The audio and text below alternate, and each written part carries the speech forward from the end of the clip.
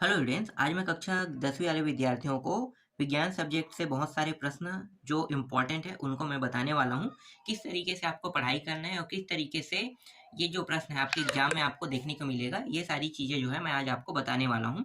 यहाँ पे आज के जो सेशन होगा इसमें बहुत सारे प्रश्न आपको देखने को मिलेगा, लेकिन बाद में मैं इसको शॉर्टेज कर दूंगा। तो अभी आप लोग फटाफट टिक लगा लेना जो भी इम्पोर्टेंट प्रश्न है। बाद में आपको बताऊंगा कि इन्हें किस तरीके से पढ़ना है और किस तरीके से मैं इस प्रश्नों को आपको छोटा करके बताऊंगा। छोटे का मतलब ये है कि इसमें अभी जो प्रश्न है वो ज्यादा रहेगा, बहुत कम प्रश्नों को छोड़ा गया है किसी अध्याय से।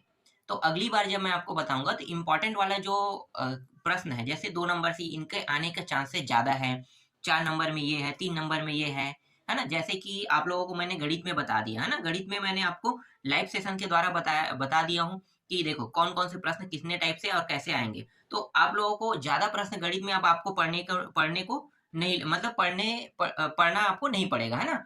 बस आपको कम प्रश्नों को पढ़ना ही पड़ेगा, वहां पे कम प्रश्न बस आपको पढ़ना पड़ेगा और जो बताया गया उन्हीं प्रश्नों को बस आप देख के वार्षिक पेपर में जा सकते हो और उसी से संबंधित जब प्रश्न आएगा तो आप आसानी से अच्छा नंबर ला सकते हो। तो इसी तरीके का बाद में मैं आपको विज्ञान सब्जेक्ट से भी बता दूंगा। तो पहले ना आज मैं आपको टिक लगवा देता हूँ। तो चलो शुरू करते हैं फर्स्ट अध्याय से। अपने जो परीक्षा बोध है, परीक्षा सार है, उसे ओपन कर लो। देखो परीक्षा सार में ये जो बताऊंगा वो प्रश्न आगे पीछे कहीं भी हो सकता है। परीक्षा सार जो जो बच्चे लिए हैं उनके लिए है, और जो परीक्षा बोध लेकर रखे हैं तो उनके लिए कोई बड़ी दिक्कत की बात नहीं है। जो मैं टिक कराऊंगा वही यहाँ पे टिक होगा, ठीक है। तो आसानी से हो जाएगा। और मैंने पुराना परीक्षा बोध और अभी के परीक्षा बोध दोनों को मैच किया है, दोनों में कोई अंतर नहीं है। मैंने 2023 के परीक्षा बोध से 2024 में जो पेपर था उसमें मैंने बताया था और वो सारे प्रश्न भी फंसा हुआ था। मैं आपको दिखा भी सकता हूँ, चलो मैं आपको बताता हूँ, ठीक है। पहले ये देख लेते हैं अध्याय को, अध्याय वाइज देखेंगे। बाद में इसको मैं बता दूंगा किस तरीके से 2 अध्याय मर्ज है, उनसे संबंधित किस किस अध्याय से प्रश्न आने वाले हैं और किस अध्याय को आपको छोड़ना है, कैसे करना है, ये बाद में मैं बताऊंगा। अभी इस वीडियो में सिर्फ इंपॉर्टेंट प्रश्नों पर ही चर्चा करेंगे। तो अध्याय 1 जीवों का विकास, 1, 3, 4 नंबर के प्रश्न इस अध्याय से आने वाला है। तो 1 नंबर को अभी फोकस नहीं करते, 1 नंबर के प्रश्न यहाँ पे दिए हुए हैं, आप इसको ऐसे ही पढ़ सकते हो। बस 3 और 4 को फोकस करते हैं। 3, 4 के प्रश्न किस तरीके आते हैं और कैसे प्रश्नों को आपको पढ़ना है। अब आप लोग तो पढ़ते ही आ रहे हैं ना, तो लघु प्रश्न से शुरू करेंगे। देखो यहाँ पे कुछ ऐसे प्रश्न है जो छोटे छोटे हैं, लेकिन ये जो प्रश्न है ये अटैच हो चुका है लघुत्री प्रश्न में। तो लघुत्री प्रश्नों को ही डायरेक्ट टिक करते हैं, क्योंकि अगर ये प्रश्न आता है लघुत्री प्रश्न में से ही ये उठाएगा। जैसे कि यहाँ पे कृत्रिम और प्राकृतिक चयन में 3 अंतर लिखिए, ठीक है, 3 अंतर लिखिए। तो यहाँ पे कृत्रिम और प्राकृतिक कह रहा है। देखो यहाँ पे कृत्रिम और प्राकृतिक वाला शब्द जिक्र हुआ है ना, तो आपको मैं ऐसे ही बता देता हूँ कृत्रिम और प्राकृतिक क्या होता है। कृत्रिम का मतलब होता है जो मानव के द्वारा बनाया गया हो, उसे हम कृत्रिम चयन कहते हैं। जैसे एग्जाम्पल, तालाब, कुआं। तालाब और कुआं को कौन बनाता है? मानव बनाते हैं। लेकिन जब बारिश होता है और वहां पे कहीं गड्ढा होता है और उस गड्ढे में पानी भर जाता है, तब वो क्या बन जाता है? एक बड़ा सा तालाब, या फिर हम उसे झील कहते हैं। क्या उसे मनुष्य बनाता है? बिल्कुल नहीं, वो तो अपने आप बारिश होने के बाद वो उस गड्ढे में भर गया, वो एक झील बन गया। तो ये कहलाता है प्राकृतिक। और कृत्रिम किसे कहेंगे? जो तालाब होता है, कुआं होता है। समझ में आ गया कृत्रिम चयन प्राकृतिक चयन क्या होता है, ठीक है। इससे संबंधित अगर एग्जाम में 3 नंबर से प्रश्न आते हैं तो आपको ये 3 टॉपिक देख लेना है और अपने हिसाब से आप बता सकते हो। अब जैसे मैंने अभी आपको बताया ना, एग्जाम्पल भी दे के बता सकते हो। बस आपको समझना है कि वो चीज होता क्या है। जब आप जान जाओगे तो आसानी से हर प्रश्नों को बना पाओगे। दूसरा प्रश्न ये है, देखो सेकंड प्रश्न में इसको टिक करो। डार्विन और वेलेस द्वारा प्रतिपादित जीवों के विकास के सिद्धांत में हमें क्या पता चलता है? डार्विन ने क्या खोजा था? अभी मैं आपको ऐसे ही बता रहा हूँ, इसके बाद तो फटाफट मैं आपको टिक लगाते चलूंगा, मतलब टिक लगाने के लिए कहूंगा। तो देखो डार्विन ने क्या खोज किया था कि इंसान में कितने प्रकार के, मतलब इंसान जो होते हैं उनमें विविधता क्या क्या पाई जाती है। तो बहुत प्रकार से हमारा रंग अलग होता है, हम एक जैसे दिखते भी नहीं है। किसी के बाल होते हैं, किसी के बाल नहीं होते हैं। किसी के ज्यादा बाल होते हैं, घने होते हैं, किसी के बाल कम घने होते हैं। किसी का नाक लंबा होता है, किसी का चौड़ा होता है ना। अलग प्रकार से, अलग ही प्रकार से उसका बॉडी शेप भी अलग अलग होता है। तो ये विभिन्न प्रकार के ना इन्होंने ढूंढा है मनुष्यों पे। तो यही क्या कहलाता है? डार्विन के सिद्धांत के प्रतिपादन कर रहे हैं। समझ में आया कि जीव किस प्रकार से होते हैं? हर एक जीव एक जैसा नहीं होता है। तो यही चीज यहाँ पे बताया गया है इस पूरे प्रश्न में। इसके बाद देखो ये इंपॉर्टेंट प्रश्न है, समजात अंक से आप क्या समझते हैं? समजात अंक वाला एकदम इंपॉर्टेंट है। अभी मैं एकदम इंपॉर्टेंट के तौर पे इसे नहीं दे सकता हूँ, क्योंकि मैंने अभी पूरी तरीके से इसे मैंने ढूंढा नहीं है। जब मैं इसे पूरी तरीके से ढूंढूंगा तब मैं आपको बताऊंगा कि 100% चांस है इसके आने के, ठीक है। इसके बाद अवशेषीय अंक किसे कहते हैं? ये प्रश्न इंपॉर्टेंट है। पांचवा प्रश्न देखो, समृद्धि अंक किसे कहते हैं, ये इंपॉर्टेंट, ये दोनों मिलके ना 4 नंबर का बनता है, समृद्धि अंक और ये जो समझात अंक है, दोनों को एक साथ मर्ज कर दिया जाएगा और मर्ज करने के बाद ना यही प्रश्न 4 नंबर में भी आता है। तो ये एकदम इंपॉर्टेंट के तौर पे तो रहेगा, लेकिन अभी मैं इसे इंपॉर्टेंट के तौर पे नहीं दे सकता। ठीक है, इसके बाद ये छठवा है, बाद में मैं जब ढूंढ लूंगा कि वाकई में हाँ ये प्रश्न आ सकता है तब मैं आपको बता दूंगा। फिर ये प्रश्न देखो, डार्विन को विकासवाद की प्रेरणा देने वाला 2 घटकों को लिखे कह रहे हैं ना, 2 घटक कह रहे हैं। ये भी 3 नंबर के प्रश्न है। जैसे ये है एक ही जाति के समूह वाला, इसको टिक लगा लेना। ठीक है, फटाफट टिक लगाते हैं। फिर ये मनुष्य क्या मनुष्य की बढ़ती आबादी पर बाघों की संख्या पर कोई असर पड़ा है, ये प्रश्न के उत्तर तो आप ऐसे ही जानते हो, इसको याद करने की जरूरत नहीं है, क्योंकि हर साल क्या हो रहा है, बाघ जो है वो कम होते जा रहे हैं। तो आप ऐसे ही बता सकते हो इसका उत्तर अपने शब्दों में। ठीक है, और इसे नियंत्रण कैसे पा सकते हैं, तो अपने शब्दों में इसे लिखना है, इसको रटना नहीं है। ये कुछ प्रश्न ऐसे हैं जिसको रटना नहीं है। और देखो ये जो प्रश्न है इसको मैंने पिछले भी टिक कराया था, ये 23 में भी आया, 24 में भी आया और इस साल ये नहीं आने वाला है।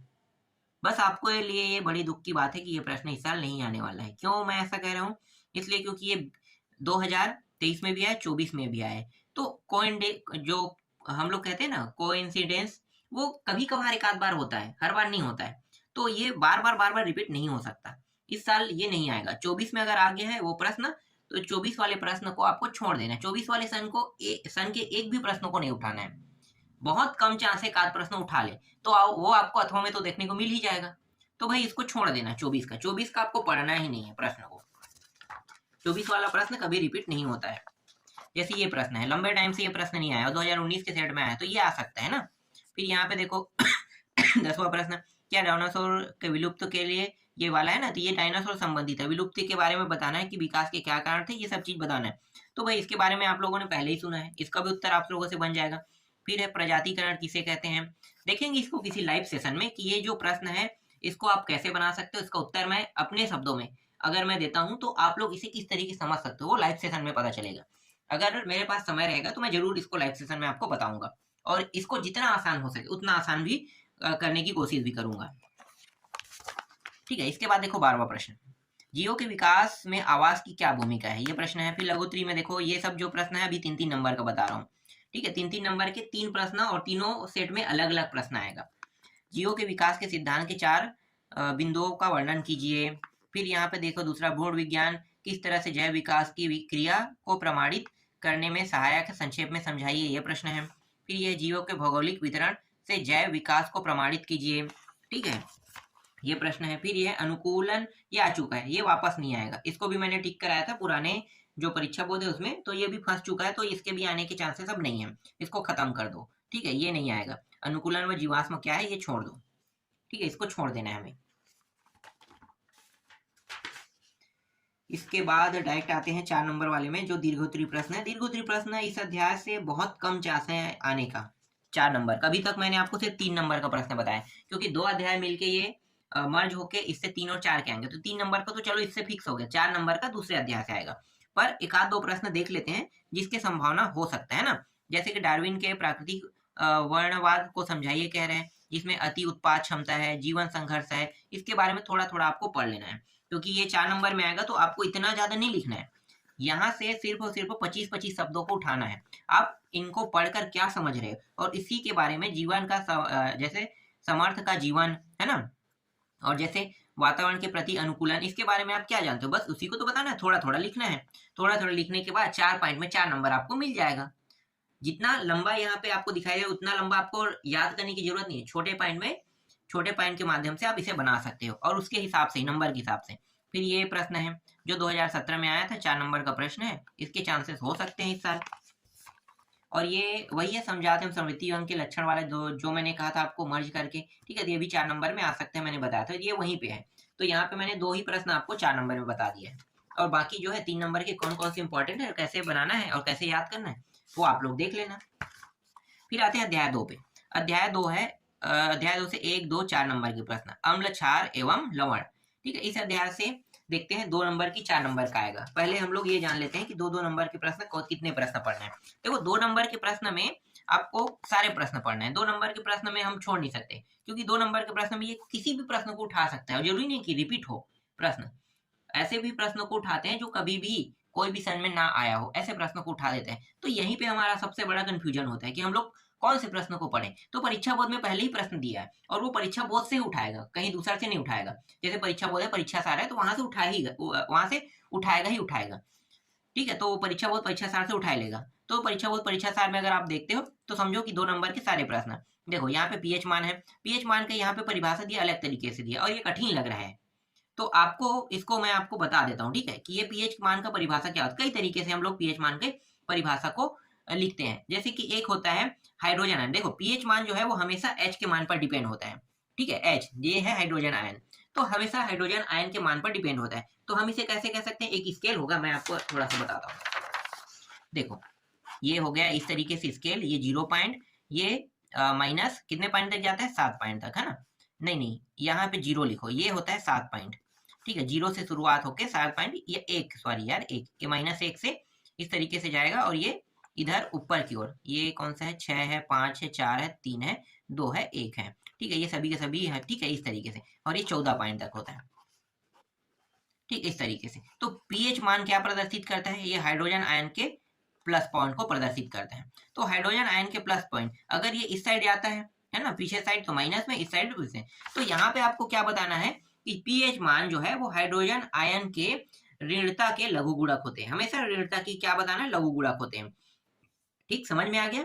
या फिर आप ये कह सकते हैं कि पीएच मान क्या है, अगर पूछता है तो पीएच मान जो है वो लिटमस पेपर के माध्यम से हमें उनकी गुणता को बताता है। आप ऐसे भी बता सकते हो, इसकी कई परिभाषा है। जैसे मैंने आपको 2 ऐसे ही बता दिया ना, और चाहे तो और निकाल सकते हैं। तो कई तरीके से इसकी परिभाषा बनाया जा सकता है। फिर देखो अम्ल क्षार के प्राकृतिक स्रोतों के नाम लिखे, 2 नंबर का प्रश्न है। अम्ल और क्षार के क्या क्या हो सकते हैं, अम्ल किसे कहते हैं, क्षार क्या, ऐसे ही पता होगा यार, अम्ल और क्षार क्या होता है, सभी को पता होगा। अम्ल जो खट्टा होता है और क्षार जो तीखा होता है, जैसे मिर्ची उर्ची आप बता सकते एग्जाम्पल में, है ना। तो यहाँ पे देखो इमली, सेव, टमाटर, और जैसे चूना यहाँ पे ये बता दिए, कपड़े धो सोडा, इससे तो आप बता सकते हो नमक होता है, तीक्ष्ण होता है। तो यहाँ पे डायरेक्ट क्षार को नमक के रूप में लिख सकते हो। तीखा मिर्ची होता है, मिर्ची भी तीखा है, मतलब वो भी क्षार है। तो तीक्ष्ण चीज को हम क्षार कहते हैं और जो खट्टे चीज को प्रदर्शित करते हैं उसे अम्ल कहते हैं। तो उन्हीं के नाम के बारे में पूछे, अपने शब्दों में यहाँ पे लिख सकते हो। यहाँ पे जो लिखा जरूरी नहीं कि आप यही लिखो, आपको समझ में आना चाहिए कि यहाँ पे जो शब्द कह रहा है वो क्या कह रहा है। फिर अगला प्रश्न देखो, वो जो पदार्थ में पाए जाने वाले किन्हीं 2 अम्लों के नाम। यहाँ पे 2 अम्ल नाम लिखना है, देख लो यहाँ पे स्पष्ट लिख दिया, इमली कह के लिख दिया है। आप चाहो तो टमाटर भी लिख दो, और हाँ टमाटर लिखोगे तो टमाटर के बारे में बताओगे। जैसे इमली है, इसमें टार्टरिक अम्ल पाया जाता है। सिरका जो चटनी होता है उसे हम सिरका कहते हैं ना, उसी को हम एस्टिक अम्ल, उसमें क्या होता है, चटनी में जो अचार हम खाते हैं उसको उसी में एस्टिक अम्ल होता है, ये वही है। ठीक है, 2 इसी तरीके से आपको बताना है। फिर चौथा देखो, ये है क्या है, घ्राण गंध सूचक के द्वारा अम्ल तथा क्षार की पहचान कैसे की जाती है ना। तो अम्ल और क्षार की पहचान कैसे करना है, ये हो गया। ठीक है, इसके बाद देखो ताजे दूध के पीएच मान 6 होता है, दही बन जाने पर इसके पीएच मान में क्या परिवर्तन होगा। ठीक है, ये प्रश्न हो गया। इसको भी देखो, यहाँ पे देखो ये आया 2024 के सन में, तो 2024 वाला छोड़ सकते हो, और ये 2019 के सेट में भी आया था। तो कुछ ऐसे प्रश्न हैं जो जरूरी नहीं है कि वो किसी सन में आया हो। तो यहाँ से हमें ये पता चलता है कि यहाँ से 2 नंबर के प्रश्न जरूर यहाँ से आएंगे। तो 2 नंबर में जितने भी छोटे छोटे प्रश्न है उसको देख लेते। अचार को तांबे एल्यूमिनियम के बर्तन में क्यों नहीं रखा जाता, ये प्रश्न इंपॉर्टेंट है। मध्याह्न भोजन करते थोड़ी सी सब्जी, है ना, कुसुम के कपड़ों पर गिर गई तो फिर क्या होगा, ये सब चीज बताना है। ठीक है, ये होगा सुरेश वाला है। ये 8वां देख सकते हो। 9वां है धातु के तनु हाइड्रोक्लोरिक अम्ल से होने वाली अभिक्रिया को एक उदाहरण द्वारा समझाइए, ये प्रश्न है। फिर ये 10वां है। इस टाइप के प्रश्न अभी ज्यादा आ रहे हैं। देखो इस टाइप के जो अभिक्रिया वाले प्रश्न है वो ज्यादा आ रहे हैं, तो इसको अभी थोड़ा सा ज्यादा फोकस करना है 2 नंबर में। 2 नंबर में ये सारे प्रश्न इंपॉर्टेंट हो चुके हैं, क्योंकि पिछले साल जो है ना वैसे ही प्रश्न आया था। ये हो गया। 12वां प्रश्न आपको टिक कर लेना है। 13वां ग्लूकोज रिचार्ज वाला, ये भी इंपॉर्टेंट है। 14वां प्रश्न को भी देखना है। ठीक है, फिर 15वां प्रश्न देखो, इसके चांसेस नहीं के बतौर, बहुत कम चांसेस को उठाएगा। ये पोटेशियम क्लोराइड के जलीय विलयन की प्रकृति क्या है, ये भी बहुत कम चांसेस को उठाने का। ठीक है, तो 15-16 आप चाहो तो छोड़ सकते हो, यहाँ पे मैंने टिक कर दिया है। ये समारोह वाला उठा दिया था। ठीक है, इसको मैंने टिक नहीं कराया था। देखो यहाँ पे मैं पहले ही बता देता हूँ, ये प्रश्न मुझे लगा था कि ये नहीं आएगा, लेकिन क्या हुआ था कि इसी प्रश्न को उठा दिया था, और पुराने परीक्षा बोध में भी है ये प्रश्न, लेकिन मैंने इसे टिक नहीं कराया था कि ये देखने पे ही थोड़ा अजीब है और मुझे नहीं लगता कि ऐसा प्रश्न आएगा, लेकिन ये इसको उठा दिया था।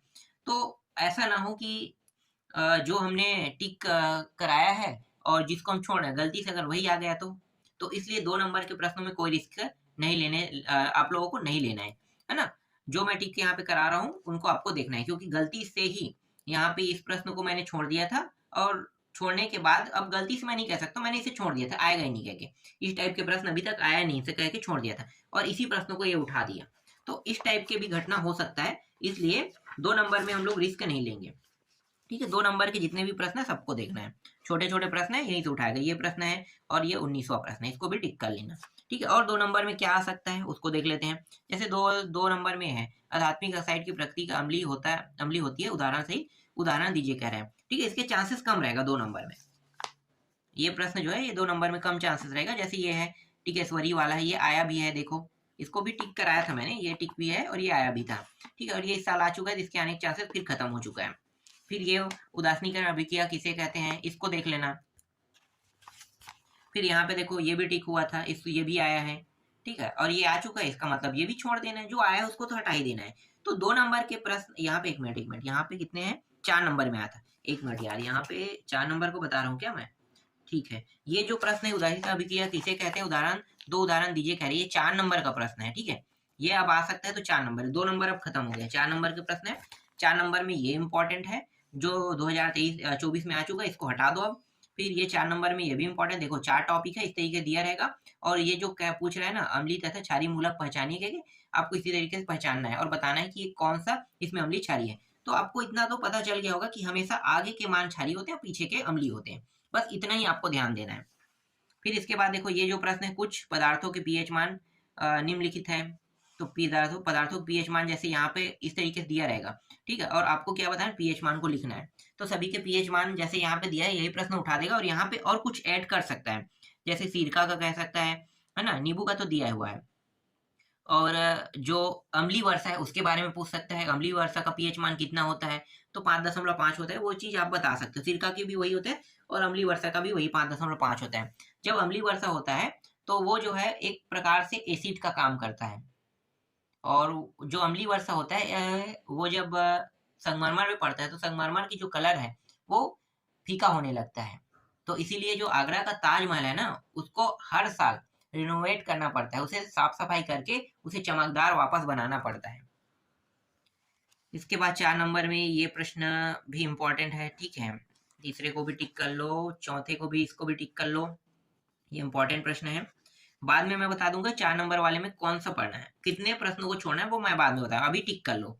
ठीक है, जो आपको मन लगेगा उसको पढ़ लेना। फिर ये इंपॉर्टेंट है, अभी इंपॉर्टेंट में सबको टिक करते जाओ, जो जो बताया जा रहा है। अरे यार, इसमें तो बहुत सारे इंपॉर्टेंट है, ये वाला भी इंपॉर्टेंट है।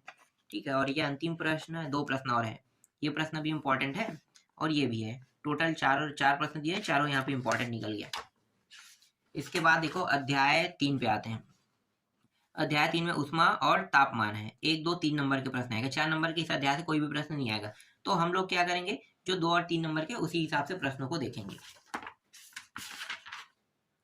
देखो 2 नंबर में तो सबको पढ़ना है, ये विशिष्ट उष्मा क्या होता है ना, ये हो गया। गुप्त उष्मा किसे कहते हैं, इसको टिक कर लेना है।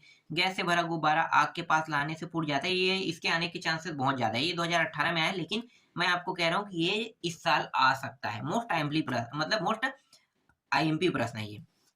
फिर ताप क्या है, तापमापी में 2 स्थिर बिंदु किसे कहते हैं। उष्मा क्या है, उष्मा के व्यवहारिक और एसआई मात्रक क्या है, उसमें क्या संबंध होता है। फिर विशिष्ट उष्मा की परिभाषा लिखिए, इसका एसआई मात्रक लिखिए। किस पदार्थ की विशिष्ट उष्मा सबसे अधिक होती है, ये इंपॉर्टेंट है। बर्फ एवं भाप की गुप्त उष्मा लिखिए। फिर अगला है किलो कैलोरी की परिभाषा लिखिए। ठीक है, और ये देखो ये प्रश्न जो है लगातार आ रहे हैं। अब मैंने इसे पहले ही बताया था इस प्रश्न को पिछले साल वालों को, अभी मैं आप लोगों को नहीं बता रहा हूँ। अभी ये जो प्रश्न अगर एग्जाम में आता है तो यहाँ पे ये जो मान है इसको बदल देगा। यहाँ पे ये हर साल आ रहा है और ये 3 नंबर में आता ही है, तो 2 सालों के रिपीट होते हुए तो इस साल भी ये आएगा। और इस साल क्या करेगा, आएगा तो यहाँ पे जो मान दिया है ना 30 अंश दिया हुआ है, 30 अंश को बदल देगा, यहाँ पे 50 कर देगा। तो आपको क्या करना है, ये सूत्र बस याद रखना है। सूत्र याद रहेगा तो आप आसानी से बना सकते हो। यहाँ पे क्या सेल्सियस को फ़ारेनहाइट में बदलिए और फ़ारेनहाइट को सेल्सियस में बदल लिए। तो यहाँ पे एफ और सी के मान पर ही आपको क्या करना है, मानों को रखना है। ये सेल्सियस में मान दिया, मतलब यहाँ पे सी पे रखना है और एफ का मान इस तरीके से हल करके निकाल के ला के यहाँ पे रख देना है। जब निकालोगे तो ऑटोमेटिकली वो उत्तर आ जाएगा। और जब फ़ारेनहाइट को बदलोगे तो ये फ़ारेनहाइट को सेल्सियस में बदलोगे तो एफ की जगह में ये जो 40 है ये यहाँ पे रखोगे। उसके बाद सी का मान ऑटोमेटिकली हल करने पर आ जाएगा। तो बस एक-एक प्रश्न दोनों से देख लेना कि फ़ारेनहाइट को सेल्सियस में कैसे बदला जाता है और सेल्सियस को फ़ारेनहाइट में कैसे बदला जाता है। उसके बाद इससे जो भी प्रश्न 3 नंबर में आएगा वो आपसे बन जाएगा। ठीक है, इसके बाद देखो आगे अगला प्रश्न, ऊष्मारोधी पदार्थ क्या है, ये इंपॉर्टेंट है। ऊष्मी चालक क्या है, ऊष्मी कुचालक क्या है। देखो सुचालक कुचालक तो जानते हो ना, तो ये तो ऐसे ही आप लोग बना लोगे इससे संबंधित प्रश्न को। सीजीएस और एसआई पद्धति में मात्रक क्या है, दोनों में क्या अंतर है, इसको देखना है आपको। ठीक है, देखो ये प्रश्न आया था 2024 में। यहाँ पे देखो मान को बदल दिया है, मैंने बताया ना 2 प्रश्न इंपॉर्टेंट है, 2 प्रश्न इससे देखना ही पड़ेगा आपको। अगर आ जाता है तो मान बदल के भी देगा तो आपको सूत्र में रखना और हल करना है, ऑटोमेटिकली ये हल हो जाएगा और आसानी से आपका उत्तर आ जाएगा। फिर देखो 3-3 नंबर के प्रश्न में 2 और 3 दोनों था ना, अभी जो अभी हम लोगों ने देखा उसमें, अब सिर्फ 3-3 का देखो। ये 3-3 नंबर में इसको इंपॉर्टेंट के रूप में टिक कर लेना, इसको भी टिक कर लेना। ठीक है, ये भी इंपॉर्टेंट है। बाद में देखेंगे कौन कौन से प्रश्नों को हटाना है। फिर अवस्था परिवर्तन क्या है, और देखो बाद में मैं कह रहा हूँ ये मत सोचते रहना कि हाँ सर ने कहा था कि बाद में बाद में बताऊंगा और इसी वजह से हम लोग अभी टिक नहीं किए हैं। तो भाई ऐसा नहीं करना है। टिक करने का मतलब होता है कि हम लोग उस प्रश्न को अब पढ़ सकते हैं और हमारे लिए वो जो टिक किए हुए प्रश्न है वो थोड़ा सा आसान हो सकता है, क्योंकि मैं हर प्रश्न में कुछ न कुछ बोल रहा हूँ। तो कुछ न कुछ बोल रहा हूँ तो ऐसा लग रहा है कि आप उस प्रश्न को सुने हो और उसके बारे में बस आपको थोड़ा सा पता होना चाहिए, तो आसानी से आप उनके बारे में पता कर सकते हो। ठीक है, ये देखो रेल वाली है, ये इंपॉर्टेंट है। फिर 7वां इंपॉर्टेंट है, ये प्रश्न 8वां है, सेंटीग्रेड वाला था ना, सेंटीग्रेड वाला है। फिर देखो ये मोस्टली आईएमपी प्रश्न के रूप में मैं यहाँ पे इसे कह सकता हूँ। यहाँ पे ना इसे पूछ सकता है। देखो यहाँ पे केल्विन पैमाना है, सेल्सियस पैमाना है और फ़ारेनहाइट पैमाना है। तो ये जो एक एक पैमाना है तीनों सेट में एक एक सेट के रूप में आ सकता है, मतलब ए बी सी तीनों सेट में ये आ सकता है। ठीक है, इसके बाद देखो ये इंपॉर्टेंट है 3 नंबर में। फिर इसके दूसरे प्रश्न ये भी ये गणितीय प्रश्न के चांसेस तो कम है, इसके चांसेस कम है, फिर भी इसको देख लेना। फिर ये तापमापी में पारा उपयोग क्यों करते हैं, ठीक है, ये इंपॉर्टेंट है। ये है चौथा। 5वां, बाद में ये सारे प्रश्न आपको छोड़ना पड़ेगा क्योंकि यहाँ से कोई प्रश्न नहीं आएगा। हालांकि मैंने यहाँ पे आप लोगों को टिक करा दिया है। ये प्रश्न इंपॉर्टेंट है और ये प्रश्न भी इंपॉर्टेंट है। 7 तक हो गया। यहाँ पे जो मैंने आपको 7 तक के प्रश्न दिखाए ना, उनमें मुझे नहीं लगता है कि कोई प्रश्न आएगा, बहुत कम चांस है 7 तक की। फिर भी मैंने टिक करा दिया है। अगर आपके पास समय होगा तो 7 तक के प्रश्नों को भी देख लेना। बाकी जो इसके ऊपर तक के जितने भी प्रश्न उसको तो आपको देखना ही पड़ेगा। फिर आते हैं अध्याय 4 पर। देखो अध्याय 4, यहाँ से भी 2 नंबर और 4 नंबर के प्रश्न आएगा। तो 2 और 4 नंबर के प्रश्न में कौन कौन से प्रश्न देखना है चलो मैं बताता हूँ। इस अध्याय से ज्यादातर बड़े प्रश्न ही अब तक आए हुए हैं, छोटे प्रश्नों की चांसेस जो है बहुत कम रहा है। तो छोटे प्रश्नों में जो भी छोटे प्रश्न उसको पहले देख लेते हैं। नहीं, यहाँ पे 1 2 3 से तो कोई प्रश्न नहीं आएगा, वो तो 1 नंबर का प्रश्न है। 1 नंबर के प्रश्न को थोड़ी पूछा जाएगा, वो 1 नंबर में आएगा ना। तो चौथा प्रश्न देखो ये है, किसी वर्ग में आयनन ऊर्जा किस प्रकार परिवर्तित होता है, ये है।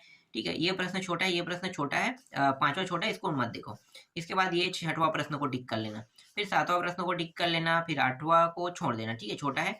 9वां प्रश्न को टिक कर लेना, वर्ग किसे कहते हैं, 10वां प्रश्न। फिर 11वां प्रश्न को टिक कर लेना, 11वां बहुत इंपॉर्टेंट प्रश्न है, 2 8 1 का इलेक्ट्रॉन विन्यास बताइए कहेगा, आपको बताना होगा। और आवर्त सारणी में इसका जो स्थान है उसको भी बताना होगा। तो ये बहुत इंपॉर्टेंट प्रश्न है, ऐसे प्रश्न एग्जाम में आते हैं। यहाँ पे मान को बदल देगा, 2 8 1 की जगह में 2 9 2 8 और 5 दे दिया जाएगा, है ना। इस तरीके से भी दे सकता है। पहले कक्षा में हमेशा 2 होते हैं, दूसरे में 8, तीसरे में कितना होगा, बढ़ते जाएगा। ठीक है, तो ये इसी तरीके से आता है प्रश्न। फिर देखो 12वां प्रश्न इंपॉर्टेंट है, ठीक है, इस प्रश्न को भी देखना है, 12वां प्रश्न। फिर ये 13वां प्रश्न इंपॉर्टेंट है और 14वां प्रश्न छोटा सा, आवर्त से आप क्या समझते हो कह रहे हैं, एक शब्द में उत्तर, इसको नहीं देखना। फिर ये 15वां हो गया, 16वां प्रश्न हो गया, ये 17वां प्रश्न है। 17 तक के प्रश्न है, इनमें से किसी भी प्रश्न को 2 नंबर में उठा सकता है। अब आते हैं बड़े प्रश्नों पे। बड़े प्रश्नों में कौन कौन से प्रश्न आपके एग्जाम में आपको देखने को मिलेगा मैं बता देता हूँ। देखो इसमें बहुत सारे प्रश्नों को स्किप करना है, बहुत सारे प्रश्नों को, यहाँ पे बस कुछ ही प्रश्नों को देखना है। जैसे कि ये 8वां प्रश्न है, देखो 8वां प्रश्न, 1 मिनट मैं अभी कौन सा दिखा रहा हूँ आपको, लघुत्तरी भाग 1 दिखा रहा हूँ। लघुत्तरी भाग 1 में ये 8वां प्रश्न मिलेगा, किसी तत्व के इलेक्ट्रॉनिक विन्यास से आप संयोजकता की गणना कैसे करेंगे, ये प्रश्न इंपॉर्टेंट है। 9वां प्रश्न इंपॉर्टेंट हो गया, ठीक है। उसके बाद 10वां उसको छोड़ दो, यहाँ पे बहुत सारे फालतू है। 10वां 11वां, ठीक है, ये 12वां देख सकते हो।